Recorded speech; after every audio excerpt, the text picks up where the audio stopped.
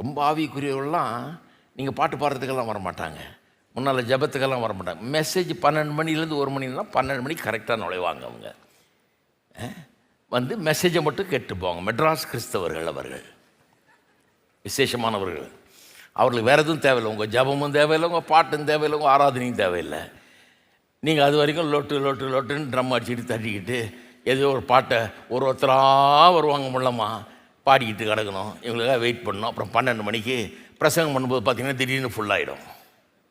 அதை ஒழிச்சம் பாருங்கள், அது ஒழிச்சது ஒரு பெரிய கதை. அதுக்கு நிறைய பேருக்கு என் மேலே கோவம், இப்படி ஒழிச்சிட்டாரு அவர் அப்படின்னு. ஒழிச்சது நல்லதாக போச்சு. இப்போ பாருங்கள், எல்லாம் முதல்ல வந்துடுறாங்க, ஆரம்பிக்கும் போதே வந்துடுறாங்க.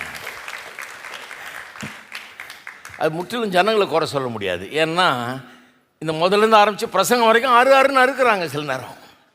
அதனாலேயே அவங்க போப்பா நீ அறுக்கிறது எனக்கு வேணான்னு சொல்லி அவங்க இருந்துடுறாங்க. அதனால் எல்லாத்துக்கும் ஜனங்களை குறை சொல்ல முடியாது, அதுவும் இருக்குது இல்லையா.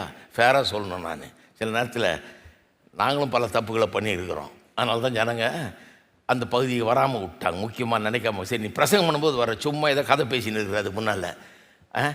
இவங்க ஒரு பாட்டு பாடுவாங்க, இவங்களுக்கு ஒரு சான்ஸ் கொடுக்கலாம், வாங்க நீங்கள் ஒரு பாடு, இவங்க ஒரு 5 நிமிஷம் அவர் ஏதாவது பேசுவார், இவரை கொஞ்சம் கனம் பண்ணலாமா. எல்லாரையும் கனம் பண்ணிட்டு கடைசியில் கர்த்தருக்கு வந்த கனமும் கிடையாது.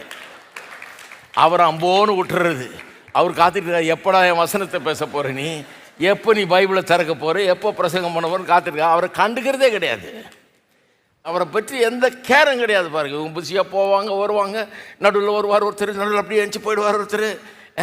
பிரசங்காரங்களை சொல்கிறேன், அவங்க பாட்டுக்கு இஷ்டப்பட்ட நேரத்துக்கு வருவாங்க, தாங்க வேலையை முடிச்சுட்டு நான் போகிறேன் அப்படின்ட்டு போயிட்டே இருப்பாங்க. அது எல்லாம் ஒளிச்சம் பாருங்க. அதெல்லாம் இங்கே கிடையாது. துவக்கம் முதல் கடைசி வரை சரியான காரியங்களால் நிரம்பி இருக்கிறோம்.